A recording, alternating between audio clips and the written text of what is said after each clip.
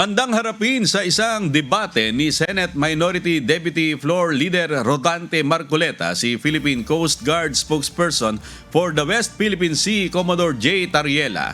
Gayun din sina former Associate Justice Antonio Carpio at University of the Philippines College of Law Professor Dr. J. Batongbakal. Sa gitna ito ng imbitasyon ng PCG Commodore sa Senador na bisitahin at lumahok sa isang maritime domain awareness flights sa Kalayaan Island Group. Kasunod ito ng kontrobersyal na mungkahi ni Senador Marcoleta na isuko na lang ang mga pinag-aagawang isla sa pagitan ng Pilipinas at ng China. Nauna na ring tinulugsa ni Senate President Pro Tempore Panfilo Lacson ang naturang pahayag ni Senator Marcoleta.